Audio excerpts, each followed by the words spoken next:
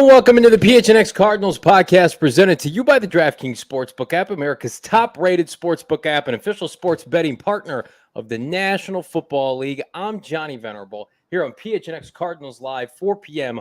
on a Tuesday. Joined as always, Bo Brock, Damien Anderson. Gentlemen, our better housing is under construction. We're waiting for that blessed new studio, Bo Brock. But for now, we're hanging at home and we're having a good time watching Cards Camp. It's a better setup than yesterday where Johnny and I were like duetting it. It looked like we were doing Everlasting Love, right? But it was sweet. It was sweet. We were going back and forth, Damien. It would have been a great trio, but unfortunately you weren't available. It was just me and Johnny with our, putting our best voice forward. I mean, I get it, gents. I get it. I miss you guys too. Johnny, you look like you aged a couple years. Did you trim the beard? Did you trim? I look older? What the hell? I meant regressed in age. Like you got younger. Perfect. I want to do Benjamin Button. I did trim the beard. I'm guessing like 25 right now. Oh, wonderful. That's the kind of shit I want to hear. I mean, you need a tan, but 25. I do. Yeah. I need to go and sit outside and cook in this Arizona sun. It's great to hear that. It's also great, Bo Brock, to hear from Kyler Murray as it relates to this receiving core, because you were at a Cards camp today, and boy, oh boy, it's been bullish. And we've talked about it throughout the duration of the offseason, the plethora of weapons for this Arizona Cardinal team. And do my eyes fool me? We've got 10 personnel and we got people moving around. Yeah, we got people moving around, and you've got on Monday, you got a full glimpse of 10 personnel where it's, because of some injuries to the tight end group, you got to see the 4 wide receivers, his top 4 weapons, Kyler Murray's, DeAndre Hopkins, Hollywood Brown, Rondale Moore, A.J. Green. I asked Kyler Murray how it was having that quartet back. This was his answer. Top 4 guys.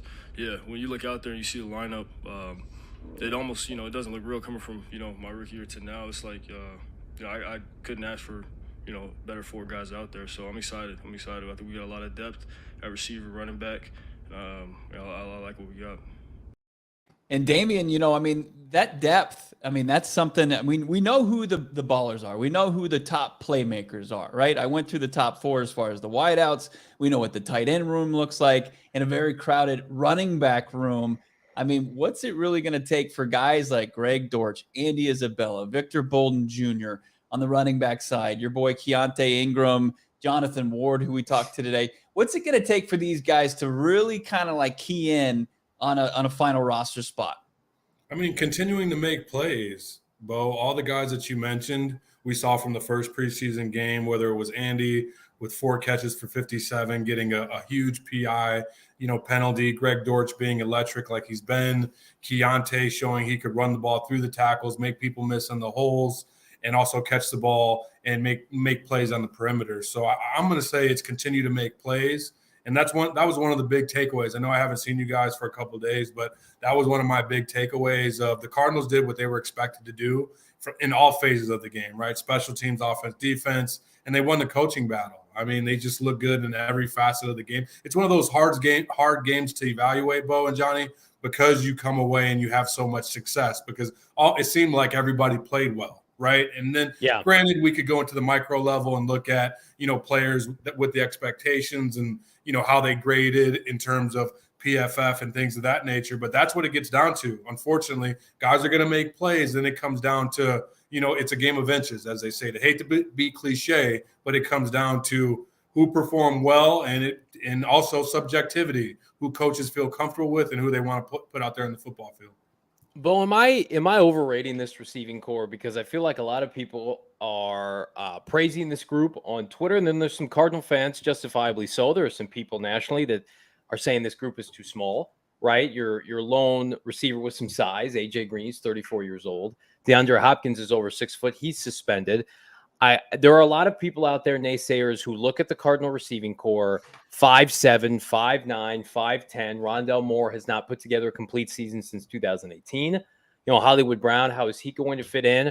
Or is this simply that people don't necessarily respect the Cardinals for a number of different reasons and looking for the excuse making? I just think there are too many quality receiving options that can now separate, especially when you look at the team as Kyler Murray mentioned, from his rookie year on. And goodness, they're starting guys like Deron Bird or whatever his name was, and then Farrell Cooper, Demir Bird. Farrell Cooper was the guy stretching the field, right? Fitz, all due respect, was in his late 30s. I mean, I feel like now this skill set of these receivers I think they elevate Kyler Murray. I think that what they do well, it really goes hand in hand with his special traits, that being his arm strength. Make no mistake, this is an embarrassment of riches. And anybody who says otherwise isn't paying close enough attention. I mean, you got a bounce back from A.J. Green in year 33 for him, where he had over 800 yards, 3 touchdowns. Sure, out of necessity, he had to slide into the wide receiver 1, and that's not great for A.J. Green at his age. But when you slide him down and he's your 3rd wide receiver option, you've got some playmakers. I mean, he could be your 4th wide receiver option. Ideally, that's what you want. But guys, also with that attention on Hollywood and D Hop, I think it's a great opportunity for AJ, because there's going to be so much attention on the tight ends, running backs. They won't. I mean, that's the thing about Kliff's offense, right? It's like, pick your poison. All right, we're going to load the box. We're going to find ways to get the tight end or AJ Green the ball, or run to the zones, right? The open areas on the football field. And Johnny, as you said, with that 10 personnel, but to me, Bo, obviously abundance of talent. But guys, this is what we expect when you're the number 2 ranked club that spends money on your offense, right? I mean, they're 32nd in the league in terms of defense. So they better, Bo, have an embarrassment of riches offensively, right? And you just want to see it pay dividends. I think that the expectations, being number 2, is being in a semifinal type atmosphere where you're playing for a game to go to the Super Bowl with this type of club and this type of talent on this team. Yeah, I also no doubt about it. Plays to the strengths of the NFL. Like, if you're telling me today my team spends the most money on defense and the least amount on offense, that's a team that's picking top 5 to 7 in the NFL draft. And instead, I think they're going to have to win games early on with the defense kind of in flux maybe a little bit, and win games in a shootout fashion. And I'm okay with that, because I've seen teams like Kansas City last year they get to the AFC championship game, but their defense was a mess at the beginning of the first half of the year. It didn't matter because they had Patrick Mahomes and company. Well, I am not concerned about Kyler Murray, if we're switching topics here, not playing at all Sunday against the Baltimore Ravens, 21-game win streak in the preseason. Going to be more Trace McSorley. How did you think K1 looked out there today? If you think about, hasn't really ramped it up since before, number 1, his wrist injury, and then the COVID scare. Hey, you're muted, Bo. We're getting Bo Brock back here momentarily, but I think Kyler Murray talked about not playing on Sunday if we have that bite. I'm not playing.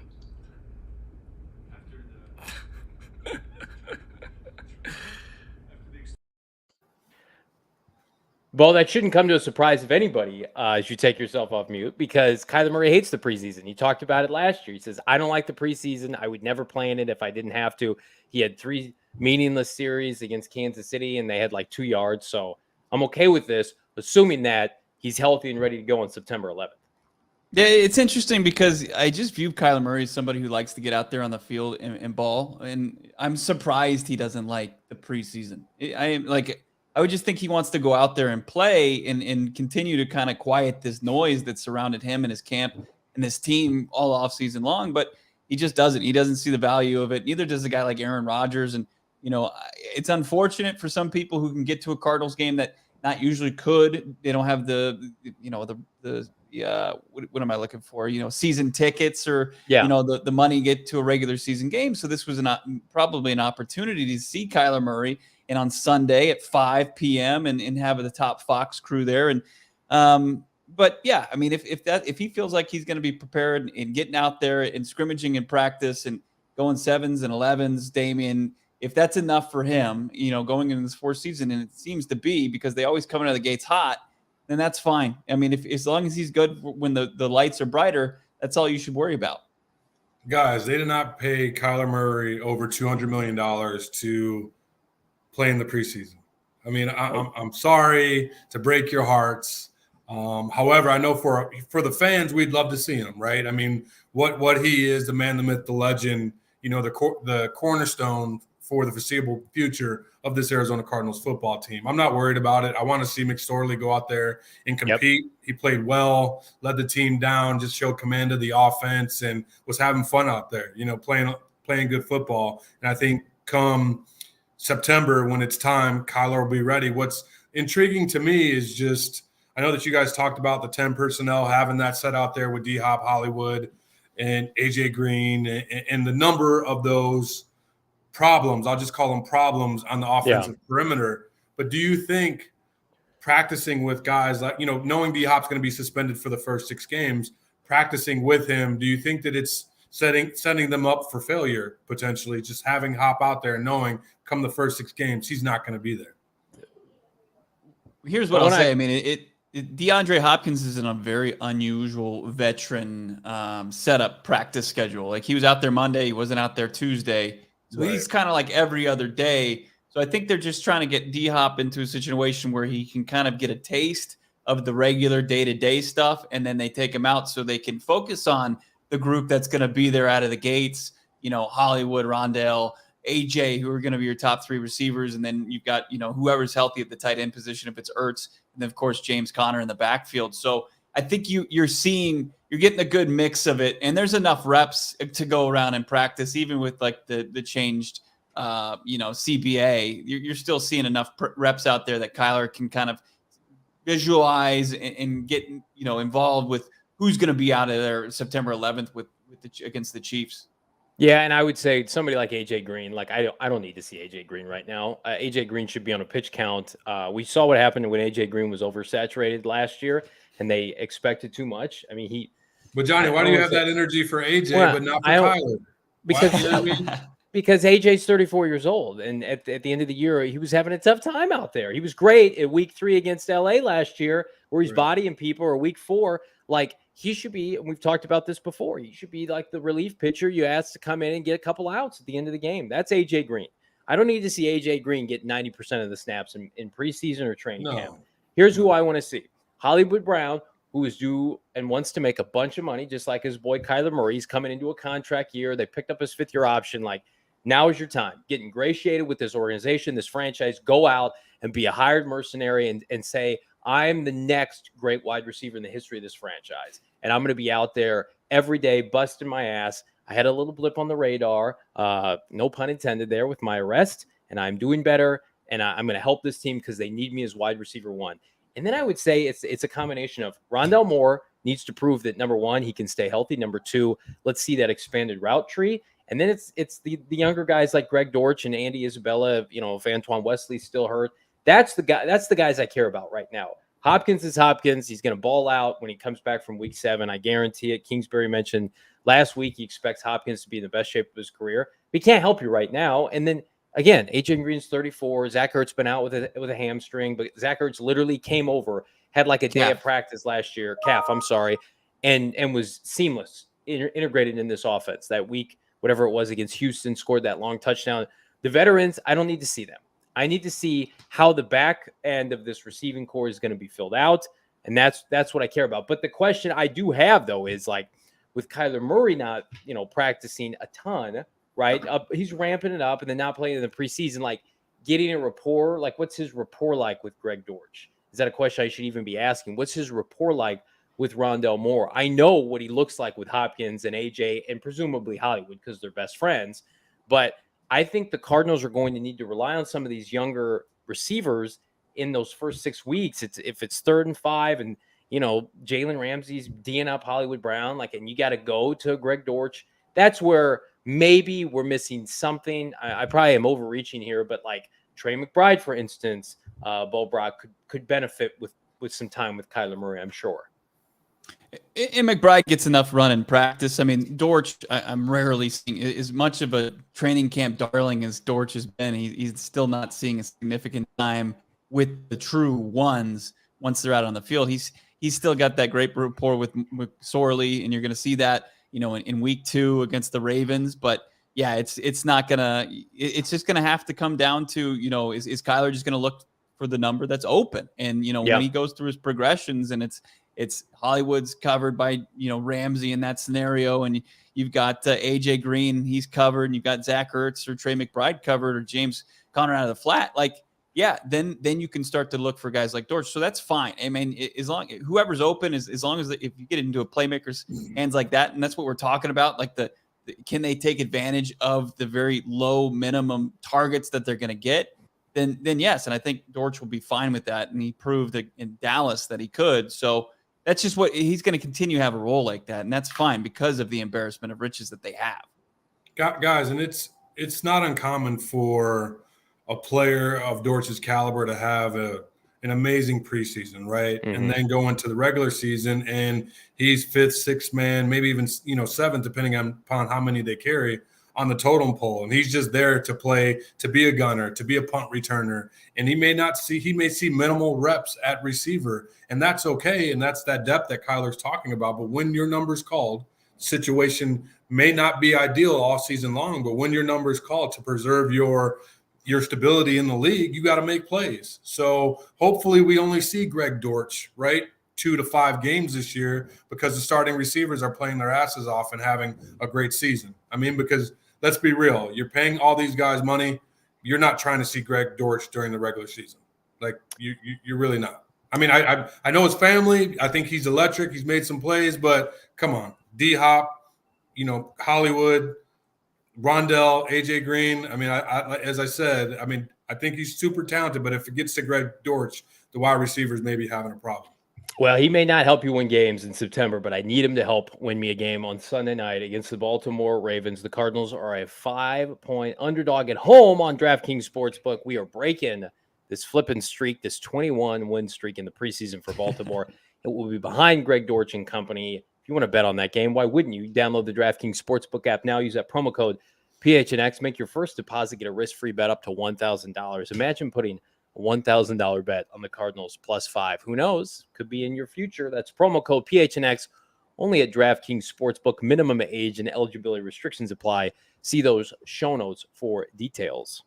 Johnny, I got to send a big shout out to our friends over at Burrito Express for hooking us up with some moving day lunch yesterday. And it was actually, if you were more geared towards a breakfast burrito, they hooked it up there. But I got a lunch burrito. It was more that style. It was fantastic. Big thank you to our friends over at Burrito Express for feeding the entire PHNX crew as we continue to move from our old Wash Studios to our brand new, unbelievable. It's like going from, Damien, it's like going from Sun Devil Stadium to U of P, now State Farm Stadium for the Arizona Cardinals football franchise. That's how big an upgrade things are going to be. I can't wait to unveil everything, but big thanks to Burrito Express for fueling our friends here at PHNX and getting us moved across the street in time and in a we don't have those hunger pangs anymore. So big thanks to Burrito Express. I saw some of the takeaways and I saw the video, and it looked like you guys are doing more eating than moving. I'm just not me. Was the food that good? Was the Burrito Express that good? Yes, the food was that good, but I picked up an arcade one-up machine, NBA Jam, that's in our studio by myself, and I literally almost threw my back out. But I did it your for size, Johnny. Yeah, that's right. I did it for the brand. You ever see those ants that move like buildings? Those fire ants that have unlimited strength? That's your boy here. But in all seriousness, the burritos were fantastic. I wish I had many, many more. But Maricopa, you know how we do here in Maricopa. There's nothing that good. Come on, burrito. Get down here and give me some quality eats. I'm sick of eating at Denny's. Let's get into some more conversation about this upcoming game. 21 straight. It's an absurd number. It really is. It's nothing to kind of turn your nose up at. We mentioned the quote from Kliff Kingsury when he was asked about the 21 straight. He's like, that's an organization that puts a lot of stock in just winning every game that they play. Kind of, you could tell that Kingsbury runs a different ship, and what they're focused on, it's more the evaluation here in the preseason. And Johnny, the first depth chart of the week was released. The second depth chart of the preseason. Let's pull it up here and take a look and see if we can kind of get a gander of who's playing, because we know QB1 is going to be out likely the entire exhibition slate. Looks like the wide receivers, similar to last week. We'll see if Colt McCoy can get back in there. He still hasn't thrown through 2 days of practice for the Arizona Cardinals here. He's probably questionable at best. Probably going to see a lot of Trace McSorley and Jared Garantano back taking snaps for the Arizona Cardinals. Eno Benjamin hopefully get more of a glimpse of him, DA, here in week 2. What do you want to see really from these running backs in a second preseason week for the Cards? I mean, just like how they played week 1 is just running hard, making guys miss, protecting the quarterback, catching the football well, getting those added yards, everything that you want. Do your job, but also knowing that they can't block everybody, and that's just goes around making plays and showing up on special teams, because we know the guy's the guy in James Conner, and then everything else falls by the wayside. So if you're not on the football field in that starting 11, you got to be able to contribute somewhere on special teams. And obviously we know that they're like Darrell Williams. I know that we'll get to that in the show, or is that Jonathan Ward? But Keontae is a young special talent, being one of their draft picks. I think he's going to be here for, potentially the next 2 years, but he has to continue to play like he did game 1.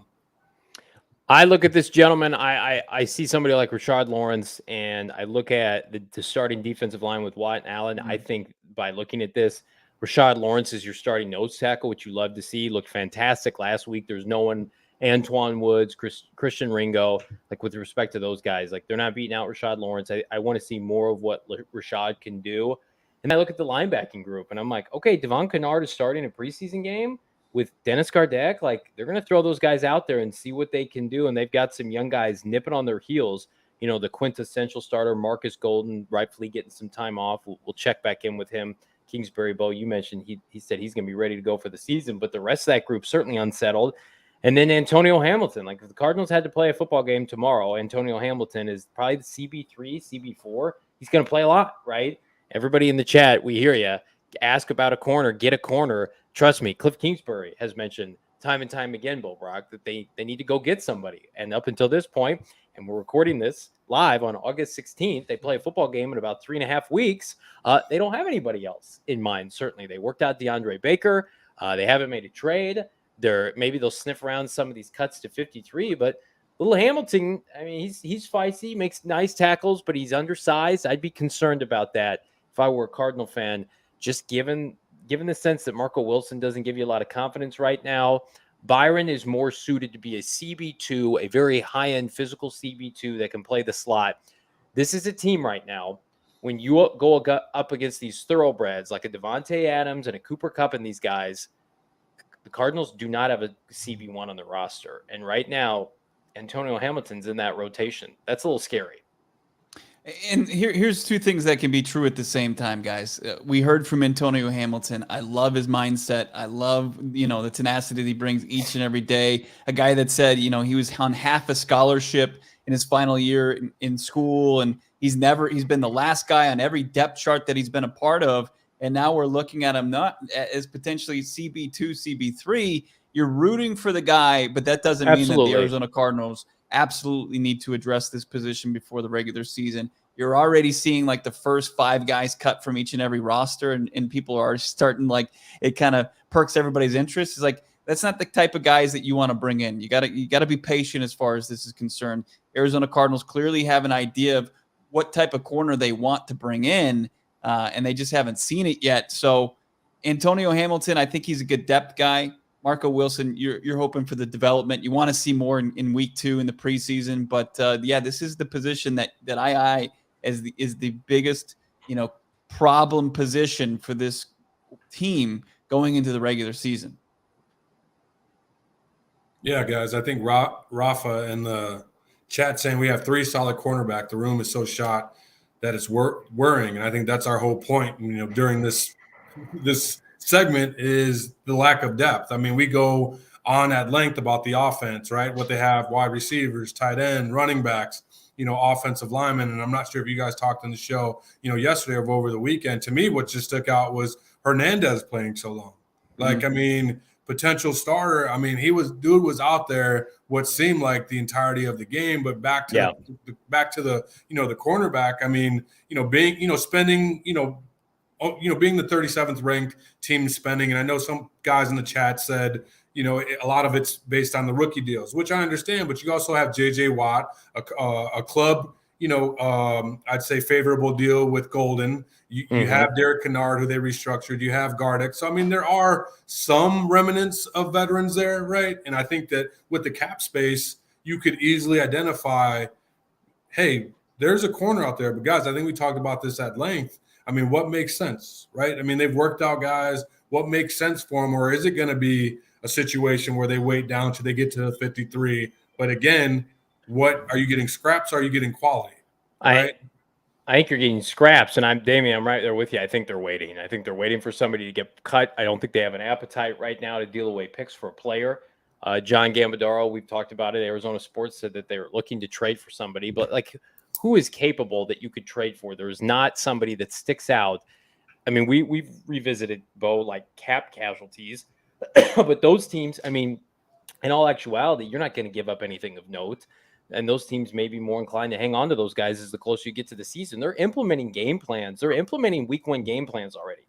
Like, you can't deal away in a pass-happy league premium cornerbacks and cut guys who are going to help your roster less than a month away. So that's why I always thought like somebody like DeAndre Baker, like that makes sense. He's a street free agent. He's been walking around. He's had a cup of coffee in the NFL. He's a former first-round pick. Like, if somebody's dealing a corner to me today for 50 cents on a dollar, a ham sandwich, 6th round, 7th round pick, like, what does that say about the player? Because the team literally would eat a 6th or 7th round pick if it meant that they were going to be more competitive to begin the year. And they're telling you by trading that person away, they do not think he's worth a shit.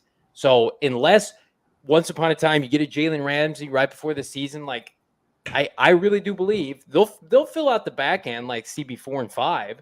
They'll hold on to some people in the practice squad.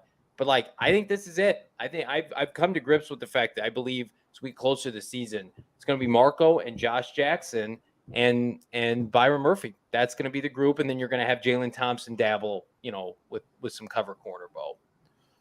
I think Hamilton's probably the guy to lose the position. I think your starting guys are the starting guys on the depth chart right now. I think it's Hamilton, and I think it's Marco Wilson, and then you've got Josh Jackson who's behind that, and Byron Murphy, obviously, where he plays best. That's going to be inside, and you've got your 3 safeties pretty much in Isaiah Simmons and Budda Baker and Jalen Thompson, who are going to make that defense tick.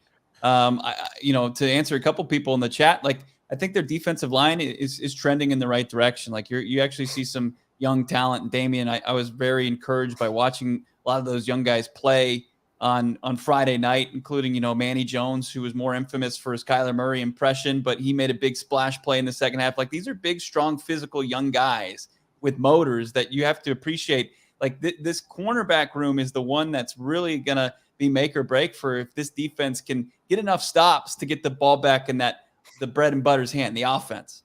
Yeah, I mean, guys, and we know being a pass-happy league and understanding who you have to face in the AFC West this year. And what are they able to do? I mean, with Patrick Mahomes, with David Carr, with the kid in LA, both Herbert, of them. yeah. Herbert, both of them. You got.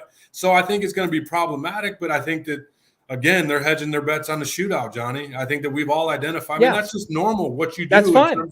What we do as fans, right, and what we do as analysts and podcasters, right? We look at the team and we grade them, right? Offensive line, okay, solid. Quarterback, one of the best in the league. Running back depth, wide receiver core, depth, tight end depth, right? You go defense, you switch it over, and there's a lot of question marks, right? And the biggest question mark right now is that cornerback position. Maybe Vance Joseph has, a different perspective, and he feels as though that he can manufacture pressure and has some young bulls over there that can get to the quarterback and going to help his corners. But again, guys, it's better be safe than sorry. And we all know that the cornerback position is a premium on the defensive side of the ball. I want to get to a comment here from Kiro, I think in relation to what I said about trading picks for players during the season. Tell the Giants that when they traded us Golden, which is true, 6th round pick, and Kenyon Drake, I think, was acquired for a 5th. Those are trade deadline deals. Same with Zach Ertz. We're talking before the season. I do think it's realistic if the Cardinals are competitive yet. They're having a bad time in the secondary. They're having a tough time covering anybody. Sure, you can go to some teams that are looking ahead to April, the offseason, and say, we're not doing anything this year. We're going to unload some people. That's very realistic. And maybe that's what the Cardinals are going to do. They're going to take 6 to 8 games and they're going to assess, right? Steve Keim loves to make deals at the deadline. Closer we get, that's probably what ends up happening. But I think for the people who are holding out hope for like some legitimate trade to take place, it's, again, we're less than 30 days out. God love it. We can't wait for the start of the season, but we're going to see some people like get cut. Maybe there'll be some surprises. Hopefully some veterans get released so they're not subjected to waivers, so the Cardinals can maybe be aggressive with an offer because they've got $17 million in cap space. But I'll use this example. So Naj in the chat says Jeff Okuda. I mean, that's the Lions' #1 corner. The Lions are trying to make the playoffs. Yeah. Why would the Lions trade the Cardinals' Jeff Okuda, who they haven't seen him play for 2 years, and he looks good in training camp? Like, we got to be realistic, I think, Bo, a little bit with what's coming and what may not be coming. Guys, has the Robert Alford ship sailed? I mean, there's familiarity there. Has that ship sailed? I mean, what? I don't think so. Not until he signs with somebody else. I think it's a very real possibility. And, if there's any kind of social media beef, that's certainly can be squashed by, dollars. And, Robert Alford, I don't think he's, too proud to do that. I mean, he'll squash it and get right back into the starting lineup. I said this last year, and it's unfortunately rings true. I think this year, and Damien, I mean, this has been your whole, off-season kind of pounding the table, is that the Arizona Cardinals, the only thing that's really going to elevate this secondary is a special front seven. And, we saw guys play really well against Cincinnati, but that's against 2s, 3s, 4. Like this out of nowhere, like this front seven has to be pretty special to elevate the personnel they have in place at cornerback right now. Johnny's making faces, but. And to that point, Bo, they have to be special for this team to be successful in the postseason. Like, I mean, don't get me wrong, as we know, leveraged heavily offensively. We can beat that dead horse over and over again. And we're going to continue to do that because I know that Johnny's excited, as am I, about this upcoming season and the talent they have. However, in order to get too far into they got to make plays, and it's going to take a collective effort, right? We've never seen, teams just over the history of the NFL, we've never seen a team be so dominant that they win every game 42-41. Like, we just haven't seen that. So guys like J.J. Watt, guys like Marcus Golden, we saw some young talent step up in game one. Will they add that needed depth that we need? Will they manufacture that pressure, get home? Guys like Simmons, I hope that they play, better than anticipated, but it's a lot of what ifs given what we know right now. And the good thing about it, you got to look at the good. You do have a healthy J.J. Watt right now. The offseason approach, camp approach has been different. Hopefully you have Golden for the season, right? Everything trends towards that way. And you have Simmons and Collins playing at a high level. What was I know it wasn't on the show with you guys. What was your takeaway about Collins? Like, he played a lot too. He played a lot too. So I think our initial takeaway, DA, was that he was underwhelming, and then the more tape you look back and you're able to break down the film a little bit, like Bo did, better, but still not. I'm a 16th overall pick, kicking ass out there. You know what I mean? I think fine. My assessment is fine. Maybe he can build on it, Bo. Yeah, he's gonna have to, but he was close. I felt like he was really close, DA, on a couple plays. When he really truly had a good idea of what he needed to do on each and every play or any given play, he looked spectacular. He looked great.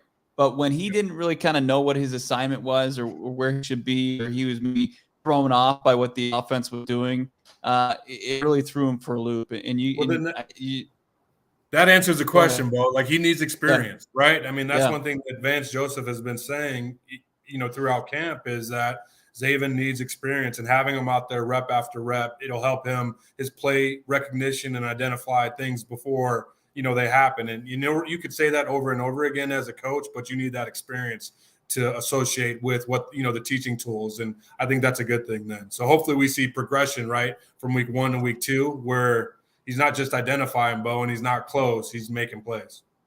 Zaven needs experience. Everybody needs a COVID shot. COVID-19 vaccines are free for everyone 5 and older. Those 12 and older are also eligible for a booster shot. We got a ton of stuff planned. We're moving into the new studio as we speak. We're going to have home tailgates for every single Cardinal game this year. You guys are invited. Come hang out, have some brewskis, play some bags, have a bunch of good food. But I want everybody to be in good spirits and in good health. So visit azhealth.gov/find vaccine. Get your COVID shot at a location nearest to you, Bo. You guys better settle in. I'm going to filibuster here and do the longest live read ever. We did just kind of pulling back the curtain, get the text that our new building is ready to move into, and calling us to go move some heavy stuff. So I'm just going to do like an hour live read here so we can just kind of hang out in our comfortable houses and talk Yeah. Cardinals football, and also talk about our incredible partnership with OG's, Arizona's Cannabis Kitchen. That'll also help anybody move, and that will make every move just a little bit more, standable. OG's, it makes everything better. You can win their Flavoring Life sweepstakes, which is right now at gophnx.com. The winner will receive 3 bags of OG's gummies, including orange creamsicle, if that tickles your fancy, or any of their other tropical flavors. They've got an incredible assortment of gummies and all their cannabis. I mean, you want to check it out. You can find them at your local dispensary or go online at ogsbrands.com. That's ogsbrands.com, or on IG and Instagram at ogsbrands as well. Find their products, your local dispensary. You must be 21 years or older to purchase. Johnny, I know you got something in store for us. Yeah, we're going to play a little game. We can play it like twice a year because it has to do with cuts and people on the street. In all due respect, not homeless people, but guys who potentially might be out of a job. It's a game I coined keep or cut. We're going to pit Damien and Bo against each other. They're going to make their cases to keep or cut a player. They can have the same opinion, right? I'm going to give each gentleman 20 seconds on the clock. I'm going to keep score. Bo's got 0 points. Damien's got 0 points. I'm going to give you 5 players. You're going to give me 20 seconds or less why they should be kept or cut their ass from the Arizona Cardinals. Final 53. We will let Bo Brock go first with a darling that we all know and love, that is probably one of the biggest keeper cut question marks, that being keeper cut Andy Isabella. Bo, you are on the clock. Go. I will say keep Andy Isabella for now. I think that he has played well enough in training camp. You've got the D-Hop suspension coming up. He's got a better knowledge of the offense maybe than a Victor Bolden Jr., and I think that's the guy he's kind of squaring off for that final wide receiver spot. And if the Arizona Cardinals keep 6 wideouts, I think Andy Isabella should be part of it. All right, Bo says keep. DA, you are up. Keep or cut Andy Isabella? I'm going to go with keep. I'm going to agree with Bo, however, for different reasons. I mean, this league is what have you done for me lately? We look at his last game, 4 for 57 and a big PI. He's earning his playing opportunities on this football field, and he's trying to, as you mentioned, D-Hop being out the first 6 games, he's going to be needed point of emphasis on this team. All right, both gentlemen. How much time do we have, by the way? You have 20 seconds. Should I up you to? Should I up you to? All right, I'll up you to 30 for the next 4. Just go 25. Meet in the middle. All right, 25 is fine. Okay, so you both said keep Andy Isabella. You're dead wrong. You need to cut his ass, ship his butt out. So you guys both, in my opinion, have 0 points. We will continue with keep or cut. This is going to hit home for some folks here. Keep or cut Bo Brock. Devon Kennard, the starter, is making the vet minimum. Some folks out there in Cardinals land would rather see the young guys get after it, not Kennard. What do you say? Cut his ass. He gone. I don't know. I don't know why Devon Kennard is still on this roster. Seems like he's a good guy. He's a competitor, but as far as where his heart is, I don't know if it's playing each and every Sunday. I mean, there's some hungry young players, pass rushers on this roster, and I'd rather see them get more reps and Devon Kennard, move on to what he wants to do. It's life after football. So let's make it easy for him. Cut him. I see a little long time frame, Johnny, for Bo. I upped it 25 seconds here. That seemed a little long. But I'm going to go. Go. I'm going to go with keep. The reasons why, because it's cost friendly to the club. He's a veteran. He adds depth to the defensive line, which there's some question marks there. And he's a good run stopper, right? I understand it's not like it's costing or breaking the bank for the Arizona Cardinals to pay him, and you have to be able to stop the run. Wow, he did it under time. I don't even have to buzz him. As much as I respect that, I can't. Still 0-0, huh? It's not 0-0. I'm doing this on the fly. I appreciate your professionalism. I disagree with your point immensely. Bo Brock, cut Devon Kennard. Play the kids. Play the young guys who are hungry from Friday night. So Bo is up 1-0. Goodbye, Devon. Hello, Darrell Williams. Keeper cut the former Kansas City Chief. We haven't heard anything about him throughout the duration of the preseason. Eno season, Keontae Ingram season. Is this a move that should be kept for the regular season, or should you cut Darrell Williams? Go ahead, Bo Brock. It's insulting that you would even consider cutting Darrell Williams. 1,000 scrimmage yards for a very, a competitive Kansas City Chiefs team, a team that went to the AFC Championship game last year. He played a huge integral role there. He can do it here. It's absurd to think about cutting Darrell Williams, even with some emerging young backs. Give me Darrell Williams, his catching prowess out of the backfield complements JC very well. Keeping Darrell Williams. All right, Bo says keep. DA, what say you? I'm going to go with keep as well because he's the next closest thing to James Conner. I mean, you have Eno, you have Keontae, who's unproven. You have Eno, who's made some plays and who the coaches rave about. But he has minimal experience on the football field. And you have a doting former quarterback, league MVP, Patrick Mahomes, who gives you the sign of approval that this guy could play. He's going to be value added to your team. Keep him. DA again makes it under the buzzer, so I don't have to buzz him, and I feel good about that. I feel good about both of your answers. You are correct. Keep Darrell Williams around. It's the preseason. I don't need to see NFL starting caliber backs. This is a guy who's helped Kansas City immensely, and he deserves to stick around. So Bo's up to 2 points. DA, you got to rowdy. You got to win these final 2 points here. And let's switch it up here. Let's let Damien go first, and I can. Bo, you can't make up your own rules, bro. All right, that's fine. You know what? That's fair. That is probably it's probably not fair for Mr. Bo Brock to go first every time. So next up, a little bit of a curveball. He's due over $2 million. He hasn't been healthy, and the young guys look good on the interior of the offensive line Friday night. Justin Murray, a former undrafted free agent. Damien, keep or cut Justin Murray? Oh, that's a tough one, but you need depth, guys. Depth. And when you have guys playing to the damn near the fourth quarter that's penciled in as your starter, that shows that you have some question marks at that position. $2 million isn't breaking the bank. Keep him. Wow, he does it again. Bo Brock, keep or cut Justin Murray, Arizona Cardinals 2022. I say cut him.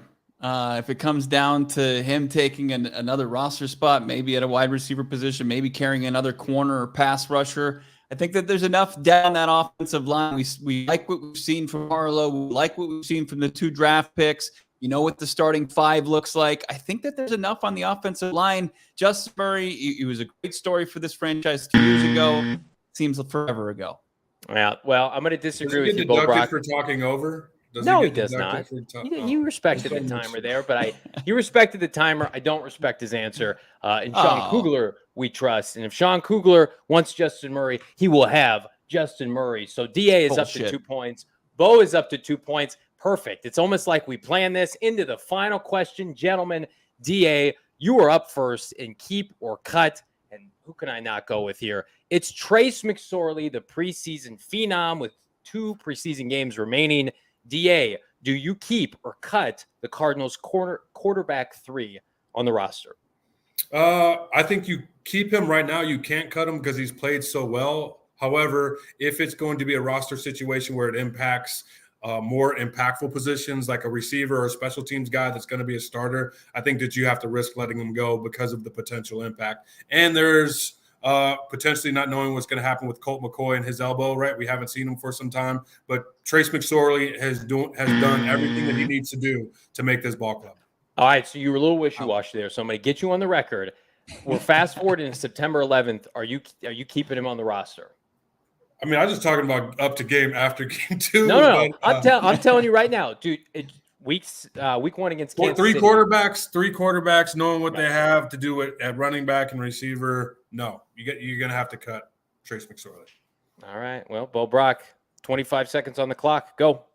So wait, he's keeping him or he's cutting him? He's cutting him. So I got to go for the Hail Murray here, and I'm just going to say, let's keep him. I love what McSorley brings to the table. Guy's got that's a lie. I know how you really feel. This is not true. You want to cut him. He couldn't even answer the question. Damien tried to play both sides of it. This is a joke. It's a farce. Gentlemen, I tried to do something fun, and you. No, but Johnny, you asked me. You said, "Hey, up until does he make the 53?" I was just talking to week. I can't think that far. If it's impacting. That's what the point of the game is. You gotta be thinking that far. You got. I mean, what do you? Let's honest question though. Like, what would you be keeping him for? I mean, you have your 1 and your 2 established. There are people who feel like he is the best quarterback prospect that they've developed, like as a high end backup in the last 15 years. Next year, your undersized quarterback that's sometimes been known to get injured. But what is Colt McCoy, though? Isn't Colt McCoy Trace McSorley? Like, I mean, where is Colt McCoy? At more of a cost-friendly price, I would say. Yeah. I mean, who are you gonna turn the keys over to if it's not Kyler Murray? It's not right. If it's Trace McSorley, look, it was fine. He had a good game in the preseason opener. It's not. If he beats the Baltimore Ravens on Sunday night on primetime football in those black helmets and crushes the 21-game win streak, and if he hits Trey McBride in stride and he catches a touchdown, I might come on this show next Monday and say he's quarterback number 2 for me. It may happen. There are some things that Trace McSorley could do Sunday night that will make me emotional and unsettling. Let me back up, though. Is he the closest thing in terms of a backup to Kyler in running this offense? Yes. That's a great point. As far as skills, yes. I mean, and Frank Sanders makes that point all the time.